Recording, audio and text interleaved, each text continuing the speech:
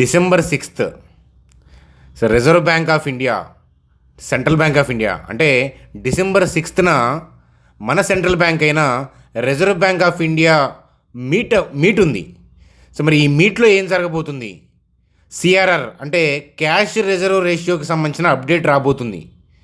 So దానివల్ల మార్కెట్లో ఏం జరగబోతుంది అనేది ఈ వీడియోలో డిస్కస్ చేద్దాం. అలాగే స్టాక్ మార్కెట్ బల్లూకం పీక కొరికిందా? సో ఆ విషయాల గురించి చూద్దాం. ఓవరాల్గా లోయర్ లెవెల్ నుంచి ఇంట్రాడేలో మంచి బయింగ్ అనేది జరిగి హయ్యర్ లెవెల్లో మళ్ళీ ఏంటంటే కాంతారా క్లైమాక్స్ చూపించింది. సో ఓవరాల్గా ఏంటంటే పాజిటివ్గానే క్లోజ్ అయింది.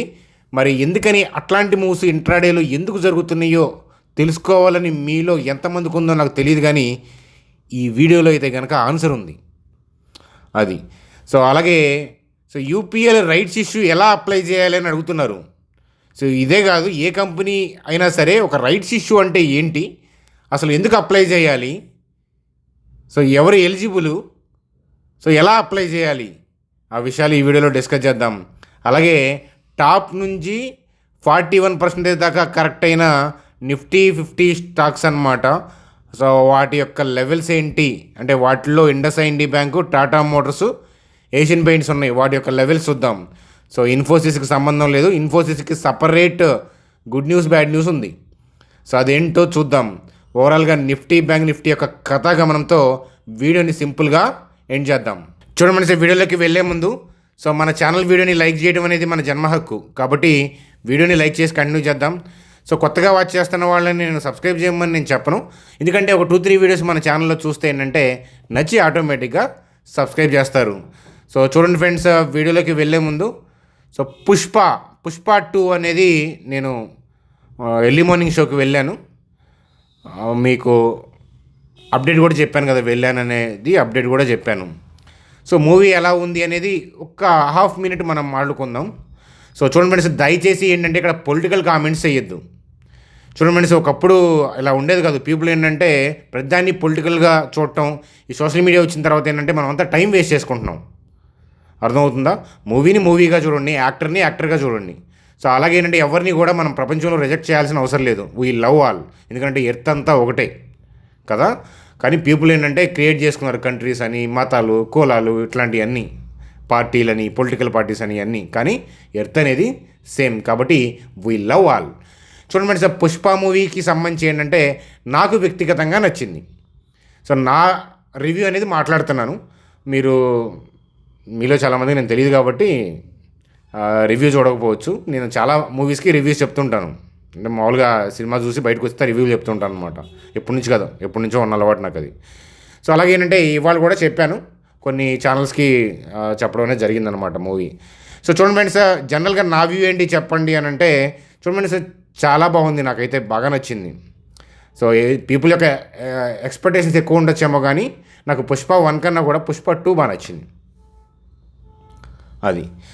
ఎస్పెషల్లీ ఏంటంటే కొన్ని సీన్లు బాగున్నాయి అని చెప్తాను. స్విమ్మింగ్ పూల్ సీన్ ఒకటి, అలాగే ఏంటంటే జాతర సీన్ ఒకటి, అసలు ఎండింగ్ క్లైమాక్స్ ఫైట్ అయితే కనుక పిచ్చికి పరాకాష్ట అని చెప్తాను. అసలు ఎంత బాగుందంటే అంత బాగా నచ్చిందనమాట. అది నేను చూసాను థియేటర్లో కూడా, పూనకాలు వచ్చినాయి జనానికి. ఫస్ట్ హాఫ్ అన్ అవర్లో ఒక 20 minutes ట్రిమ్ చేస్తే బాగుండు అనిపించింది అదనమాట.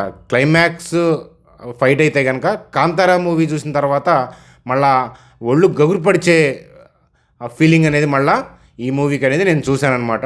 డ్యాన్స్ బాగుంది, పాటలు బాగున్నాయి. రష్మిక మందాన అంటే నా ఫేవరెట్ హీరోయిన్ కూడా. చాలామంది ఫేవరెట్ హీరోయిన్స్ ఉన్నారు, రష్మిక మందాన అంటే ఎస్పెషల్లీ నాకు ఇష్టం అనమాట. కాబట్టి ఓవరాల్గా ఏంటంటే సినిమా బాగుంది, నాకు నచ్చింది. మీరు వెళ్ళి మీ రివ్యూ చూడండి, రివ్యూ చెప్పండి, అంతేగాని పొలిటికల్గా థింగ్స్ ఇక్కడ మనం డిస్కస్ చేయొద్దు. అలా చేశారంటే మిమ్మల్ని బ్యాన్ చేస్తాను, ఆ విషయం గుర్తుపెట్టుకోండి. చూడండి సార్, మన ఇండెక్స్లోకి మనం ఇండెక్స్లోకి వెళ్దాం. నిఫ్టీ కాదు మనం చూడాల్సింది బ్యాంక్ నిఫ్టీ, ఎందుకంటే డిసెంబర్ 6th అంటే రేపు. సెంట్రల్ బ్యాంక్, మన సెంట్రల్ బ్యాంక్ ఎవరు? Reserve bank of India. అంటే ఆర్బీఐ మీట్ ఉంది. రీసెంట్గా ఏంటంటే ఆర్బీఐ గైడ్లైన్స్లు ఇచ్చిన దానితో కంపేర్ చేస్తే జీడిపి నెంబర్ డ్రాస్టిక్గా పడిపోయింది.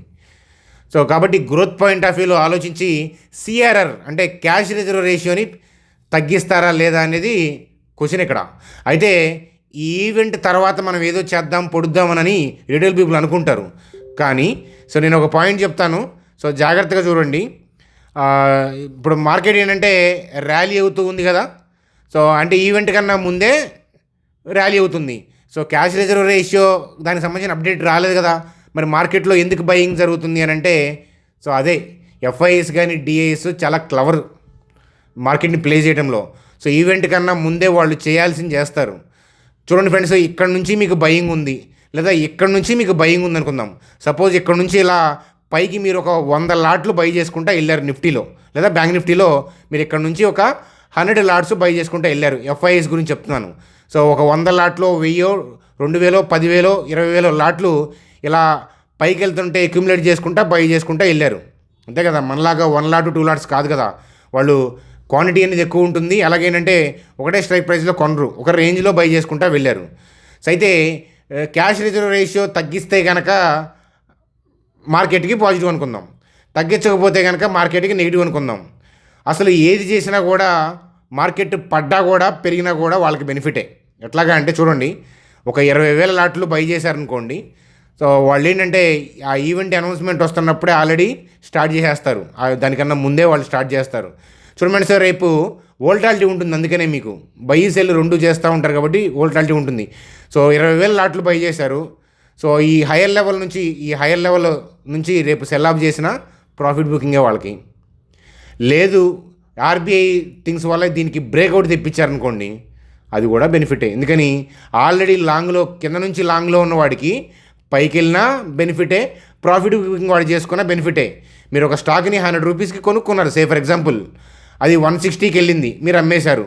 అది 170కి వెళ్ళినా మీకు నష్టం లేదు, 150కి పడ్డా నష్టం లేదు. అంటే మీరు 160 నుంచి 150కి పడేటప్పుడు అమ్మినా ఇబ్బంది లేదు, 160 నుంచి 170కి వెళ్ళేటప్పుడు అమ్మినా ఇబ్బంది లేదు. ఎందుకని ఇర్రెస్పెక్టివ్ ఆఫ్ ది ప్రైస్ మీకు profit. Majority 90% of the events ఇలాగే ప్లే చేస్తారు ఇన్స్టిట్యూషన్స్. మనమేమో ఈవెంట్ అంతా అయిపోయిన తర్వాత రేపు సోషల్ మీడియా సాయంత్రం చూసుకొని అప్పుడు మనం ఎల్లుండి ఏదో డెసిషన్ తీసుకుందాం అనుకుంటాం. ఎల్లుండి వోల్టాలిటీ ఉంటుంది, అలాగే ఏంటంటే ఆప్షన్ ప్రీమియమ్స్ ఇట్లాంటివన్నీ కూడా ఏంటంటే ఆ ఈవెంట్ అనౌన్స్మెంట్ జరుగుతున్నప్పుడు కరిగిపోతాయి ఐస్బర్గ్స్ లాగా. కాబట్టి ఈ విషయం గుర్తుపెట్టుకోండి. సో అట్లాగేంటంటే సో ఇక్కడే చూడండి, ఇవాళ లోయర్ లెవెల్ నుంచి బయింగ్ వచ్చింది. ఎందుకని మార్కెట్ యొక్క బ్రాడ్ వ్యూ అప్ ఉంది, సో పైకి వెళ్తుంది. కాబట్టి ఓపెనింగ్ టైంలో ఏంటంటే రిటైల్ పీపుల్ బై చేయాలని చూస్తారు, ఆర్డర్లు ఎగ్జిక్యూట్ కాక సో మన కింద నుంచి బై చేసుకుంటున్నారు. కాబట్టి కొంత ప్రాఫిట్ బుకింగ్ అనేది ఎర్లీ మూమెంట్లో చేసుకున్నారు. సో కానీ ఓవరాల్గా మార్కెట్ని పైకి తీసుకెళ్లాలనే ఇంటెన్షన్ ఉంది, అది మీకు నిన్న కూడా చెప్పాను. ఓవరాల్గా మార్కెట్ యొక్క ఇంటెన్షన్ ఏంటి, పైకి వెళ్ళాలని ఉంది. సో కాబట్టి వాళ్ళు ఏంటంటే లోయర్ లెవెల్లో ఎప్పుడైతే మార్కెట్ పడిందో పీపుల్ భయపడటం స్టార్ట్ చేస్తారు, సెల్ ఆఫ్ చేయడం స్టార్ట్ చేస్తారు. కాబట్టి that is the time to start buying.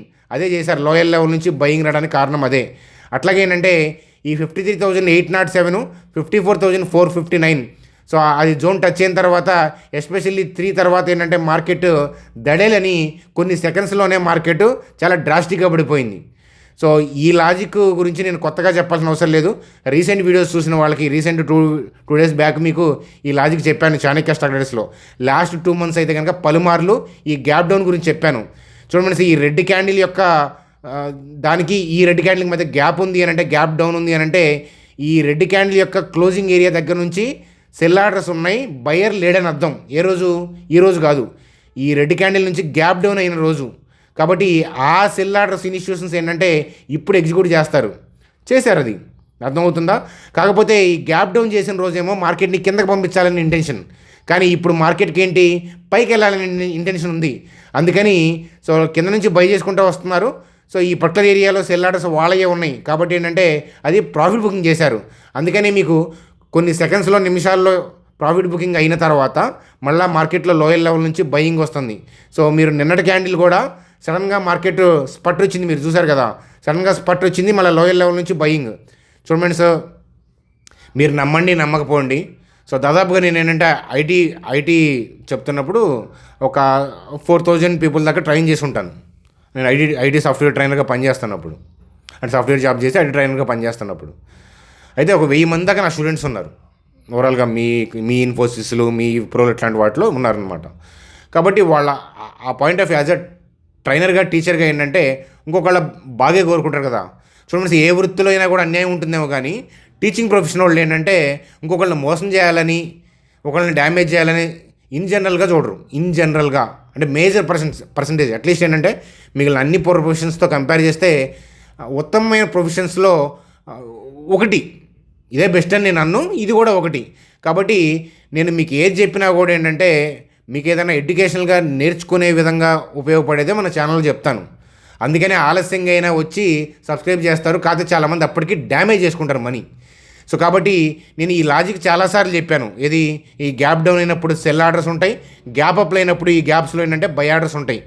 So అది చెప్పాను, మళ్ళీ ఏంటంటే మళ్ళా చెప్తాను. సో కాకపోతే ఏంటంటే ఇప్పుడు ఈ వీడియో లెంత్ సరిపోదు, కాబట్టి భవిష్యత్తులో ఖచ్చితంగా చెప్తాను. అలాగే ఏంటంటే మీకు ఎంతవరకు అర్థమైందో నాకు ఇంటరాక్షన్ ఉండట్లేదు, కాబట్టి వెబినార్లో చెప్తూ ఉంటాను అనమాట. వెబినార్లో కూడా నేను తీసుకుంటాను, భవిష్యత్తులో కండక్ట్ చేస్తాను. అర్థమవుతుందా? కొంచెం బిజీగా ఉన్నాను, ఒక ట్రెక్ ఉంది, ఆ ట్రెక్ వెళ్ళి వచ్చిన తర్వాత మళ్ళీ వెబినార్లు కండక్ట్ చేస్తాను. కాబట్టి వరీ అవ్వాల్సిన అవసరం లేదు. కాబట్టి మీరు 3 తర్వాత ఎందుకని డిప్ అయిందో దానికి మీరు ఆశ్చర్యపోతారని నేను అనుకోను, ఎప్పటి నుంచో మన సబ్స్క్రైబర్ అయితే కనుక. సో ఎందుకంటే ఇక్కడ ఆర్డర్స్ క్లియర్గా కనిపిస్తున్నాయి కదా, గ్యాప్ డౌన్ ఉంది. సో అలాగే ఇక్కడ ఈ గ్యాప్ డౌన్ చూడండి, ఈ క్యాండిల్ నుంచి కూడా మీరు నిన్న చూశారు, సడన్గా డిప్ అవటం మళ్ళీ ర్యాలీ అవటం అది. సో చూడండి, మళ్ళీ పైకి ఎగబాగుతుంది, ఇంకా 1 మినిట్ ఉంది మార్కెట్ క్లోజ్ అవడానికి. సో అది ఫ్రెండ్స్ మనకి. అయితే చెప్పా కదా, రేపు ఈవెంట్ తర్వాత ఏం జరుగుతుందని నేను స్పెక్యులేట్ చేయను. పడ్డా వాళ్ళకి బెనిఫిటే, పెరిగినా బెనిఫిటే. ఎందుకంటే ఆల్రెడీ లాంగ్లో ఉన్నారు అబ్బాయి. పడితే ప్రాఫిట్ బుకింగ్, పైకి వెళ్తే ప్రాఫిట్ బుకింగ్ చేసుకుంటే మళ్ళీ లాంగ్. ఈ బోత్ కేసెస్లో ప్రాఫిటే. 1 లాటు 2 లాట్లు చేసే వాళ్ళకి ఇబ్బంది, కానీ వాళ్ళు తిమింగలం. అర్థమవుతుందా? కాబట్టి వాళ్ళకేం కాదు, బల్క్లో ఆర్డర్స్ ప్లేస్ చేసుకుంటా ఒక రేంజ్లో వెళ్తారు. అందుకనే నేను చాలాసార్లు మీకు చెప్పాను, నేను కూడా ఇనీషియల్ డేస్లో సపోర్టు, రెసిస్టెన్స్, మూవింగ్ యావరేజెస్ వాటి మీద ఎక్కువ ఫోకస్ చేసేవాడిని. ఎందుకంటే సోషల్ మీడియాస్లో అవే కనిపిస్తూ ఉంటాయి కాబట్టి అవే చూసేవాడిని. అంటే అప్పుడు సోషల్ మీడియా అంటే ఫేస్బుక్, ఇప్పుడు యూట్యూబ్ ఇంత లేదు కదా 2015 ఆ టైంలో కదా. సో కాబట్టి ఏంటంటే ఇనీషియల్ డేస్లో నేను చూసేవాడిని, కానీ దాని తర్వాత అర్థమైంది ఇన్స్టిట్యూషన్స్ బల్క్లో బై చేస్తారు కాబట్టి ఒక సపోర్ట్ అనే లైన్, ఒక్క సింగిల్ లైన్ మీద వాళ్ళు ఎన్ని బై చేయగలుగుతారు, ఓన్లీ ఒక రెసిస్టెన్స్ అనే సింగిల్ లైన్ మీద ఎన్ని సేల్ చేయగలుగుతారు. సపోర్ట్ లైన్ అని మనం అనుకుంటున్నాం, కానీ మరి దాని కింద బై జరుగుతూ ఉంటుంది. ఇలాంటి అబ్జర్వేషన్స్ నేను చేశాను, మీకు కూడా చాలాసార్లు వీడియోలో చెప్పాను అనమాట.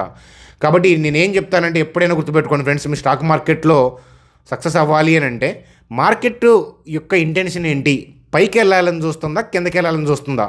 పైకి వెళ్ళాలని చూస్తుంటే ఏంటంటే సో లాంగ్స్ని అక్యుములేట్ చేసే ప్రయత్నం అనేది చేసుకోండి, అంతేగాని షార్ట్ పాయింట్ ఆఫ్ వ్యూలో థింక్ చేయొద్దు. సో మార్కెట్ యొక్క బ్రాడ్ డైరెక్షన్ పైకి అన్నప్పుడు రేపేంటి అని కాదు, ఓవరాల్గా ఎటు ఎగబాగుతుందనే చూడండి. సో దాన్ని బేస్ చేసుకుంటే మనకి బెనిఫిట్ అవుతుంది తప్ప ఎవ్రీడే ఎవ్రీ మూవ్ ప్రెడిక్ట్ చేస్తాము అనుకుంటే మాత్రం చేతికి చెప్పే, అందులో డౌటే లేదు. చూడండి ఫ్రెండ్స్, అలాగే యూపీఎల్కి సంబంధించి సో యూపీఎల్ రైట్స్ ఇష్యూ. అసలు రైట్స్ ఇష్యూ అంటే ఏంటి చూడండి సార్, మీలో యూపీఎల్ ఎవరికైతే ఉన్నాయో వాళ్ళకి ఆర్ఈ షేర్స్ అని కనిపిస్తాయి.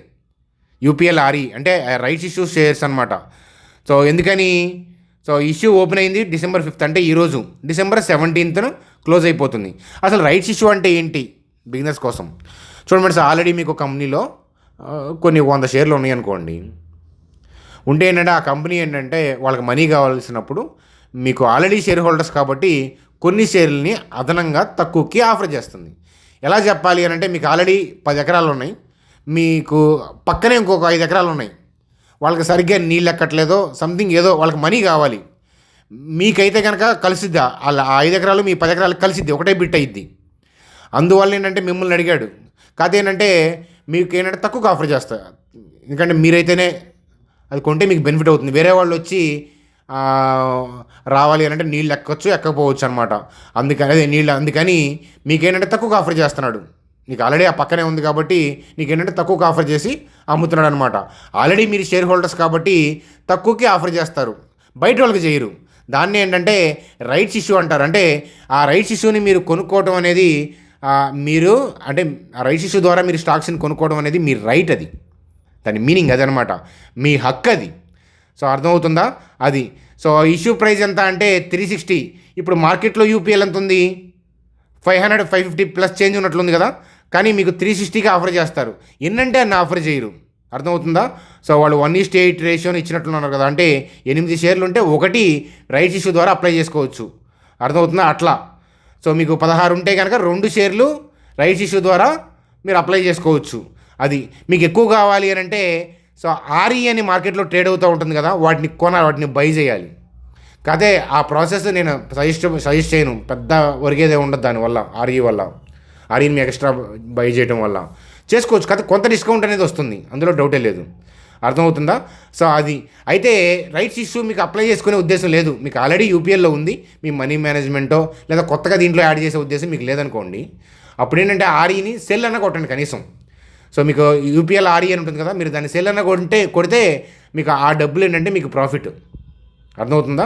సో ఆ ఆర్ఈ వాల్యూ అనేది మీకు ఎన్ని షేర్లు ఉన్నాయో ఆ ఆర్ఈ value into number of shares మీకు ప్రాఫిట్ వస్తుంది మీరు సెల్ కొడితే.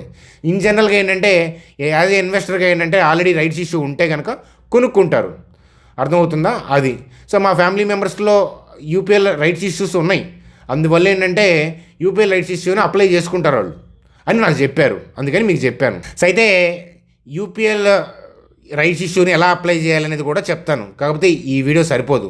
నైట్ చాణక్య స్టాక్ ట్రేడర్స్ అంటే మన ప్రైమరీ ఛానల్, కొత్త వాళ్ళు అయితే చాణక్య స్టాక్ ట్రేడర్స్ అని టైప్ చేయండి యూట్యూబ్లో. అయితే ఆ వీడియోలో బ్యాంక్ ద్వారా ఎలా యూపీఎల్ అప్లై చేయాలనేది చెప్తాను.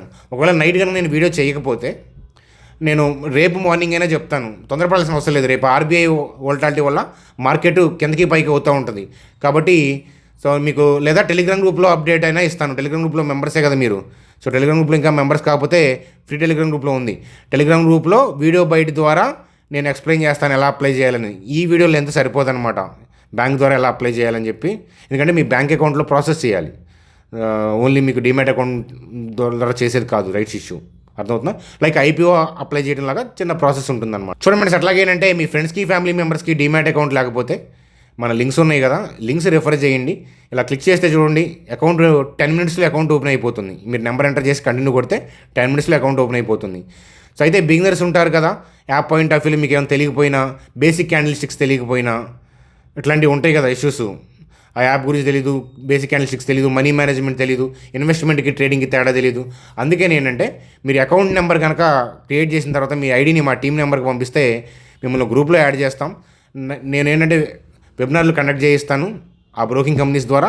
అలాగే ఏంటంటే నా వ్యక్తిగతమైన వెబినార్లు ఉంటాయి అన్నమాట, మంచి మంచి టాపిక్స్ మీద, like money management, candle sticks వీటి మీద. కాబట్టి అవి అటెండ్ అవ్వచ్చు. కాబట్టి ఆ గైడెన్స్, అకౌంట్ యాప్ గైడెన్స్ లేని వాళ్ళు ఏంటంటే, లేని వాళ్ళైనా ఉన్నవాళ్ళైనా ఎవరైనా కానీ మన లింక్స్ ద్వారా అకౌంట్ ఓపెన్ చేస్తే ఐడిని మా టీం నెంబర్కి వాట్సాప్ చేయండి అని చెప్తాను. వాట్సాప్ మాత్రం చేయండి. చూడండి, ఇన్ఫోసిస్కి సంబంధించి, సో ఇన్ఫోసిస్కి సంబంధించి నాకైతే గుడ్ న్యూస్ మామూలుగా గూగుల్లో అయితే కనిపించలేదులే, కానీ ఇక్కడ చూడండి, ఇక్కడ కనిపిస్తుంది.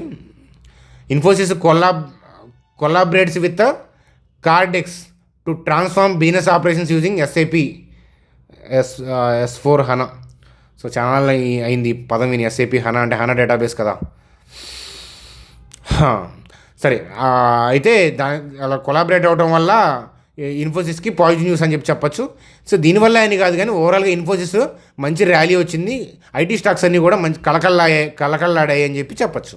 చూడండి, అక్కడ ఏషియన్ పెయింట్స్ టాప్ నుంచి బాగా కరెక్ట్ అయింది కదా. సో లెవెల్స్ 2122, 2029 అనమాట. సో అట్లాగే ఏంటంటే, సో మనకి ఇంకొక స్టాక్ గురించి కూడా మనం చూద్దాం. చూడండి, ఇండస్ఇండ్ బ్యాంక్ లెవెల్స్ నేను చాలాసార్లు చెప్పాను, ఎస్పెషల్లీ 931 కింద. సో అయితే నిఫ్టీ కరెక్షన్ లేదు కాబట్టి ఈ పర్టికులర్ లెవెల్ చెక్ చేస్తున్నాను. ఇంతకుముందు కింద లెవెల్ మనం చూద్దామన్నాను, కానీ నిఫ్టీ డౌన్ ట్రెండ్ నుంచి పైకి మారిపోయింది కాబట్టి ఈ 931, 756 అనేవి ఇప్పుడు లెవెల్స్ అనమాట. ఈ లెవెల్లోకి వచ్చినప్పుడు దాని రియాక్షన్ ఎట్లా ఉందో చూసి నేను అబ్జర్వ్ చేస్తాను, నాకు ఇష్టమైతే కనుక అబ్జర్వ్ చేస్తాను. కాబట్టి స్టడీ లెవెల్స్గా చూడమని చెప్తాను ఇండస్ఇండ్ బ్యాంక్. అలాగే టాటా మోటార్స్ కూడా నేను ప్లేస్ చేయడం అనేది జరిగింది. సో టాటా మోటార్స్ గురించి చెప్పాలి అంటే నేను అప్కమింగ్ వీడియోస్లో చెప్తాను, దానికి సంబంధించిన థియరీ ఉపోద్ఘాతం కూడా చెప్పాలి, అదనమాట కదా. సో టాటా మోటార్స్ నెక్స్ట్ వీడియోలో టాటా మోటార్స్ యొక్క లెవెల్స్ని మనం డిస్కస్ చేద్దాము.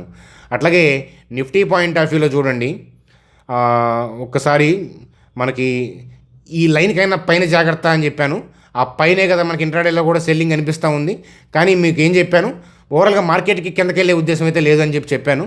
సో మనం చూడాల్సింది ఏంటంటే రేపు మార్కెట్లో నిఫ్టీని కాదు మనం చూడాల్సింది బ్యాంక్ నిఫ్టీని, ఎందుకంటే రేపు December 6th ఆర్బీఐ మీట్ ఉంది కాబట్టి దాని తర్వాత రీట్రేస్మెంట్ వస్తే ఓవరాల్గా ట్రెండ్ పైకే, కాబట్టి రీట్రేస్మెంట్ నుంచి పైకి వెళ్ళే ప్రయత్నం ఏదైనా ఆలోచించవచ్చు. క్యాష్ రిజర్వ్ రేషియో కనుక తగ్గించకపోతే కనుక మనకి నిఫ్టీ ఒక రోజులో కాదులే కానీ స్లోగా అయినా సరే ఈ బేస్ని టచ్ చేసే అంటే ఈ ర్యాలీకి స్టార్ట్ అయిన ఈ పుట్టుక ఏదైతే ఉందో అప్ ట్రెండ్ స్టార్ట్ అయిన పుట్టుకి మనకి నిఫ్టీ అనేది వచ్చే అవకాశాలు కనిపిస్తున్నాయి అన్నమాట. కాబట్టి ఈ cash reserve ratio point of వ్యూలో ఆర్బీఐ తీసుకునే కీ డెసిషన్ మీద ఆధారపడి ఉంది.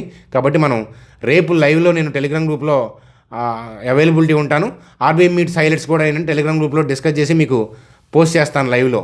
సో నా వ్యూ ఏంటనేది మార్కెట్ మీద కూడా మీకు ఎడ్యుకేషన్ లెర్నింగ్ అనేది ప్రొవైడ్ చేయడం అనేది జరుగుతుందన్నమాట రేపు. సో అది ఫ్రెండ్స్ మనకి ఈరోజు వీడియో.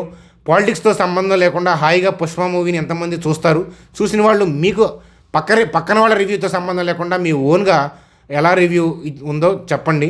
సో నాకు వ్యక్తిగతంగా అయితే సినిమా మొత్తం మీద హైలైట్ చెప్పమంటే అల్లు అర్జున్ యొక్క యాక్షన్ అయితే కనుక ఎక్స్ట్రాడినరీ అని చెప్తాను. తన సినిమాలు ప్రీవియస్ సినిమాలతో కంపేర్ చేస్తే ఈ క్యారెక్టర్ మాత్రం జీవించాడని చెప్పొచ్చు. అలా పుష్పనే అనిపిస్తూ ఉంది నాకు సినిమా చూస్తున్నంతసేపు. Thank you friends. మనం కుదిరితే నైట్ చాణక్య స్టార్ ట్రేడర్స్ వీడియోలో మరిన్ని అప్డేట్స్తో కలుద్దాం. Good day.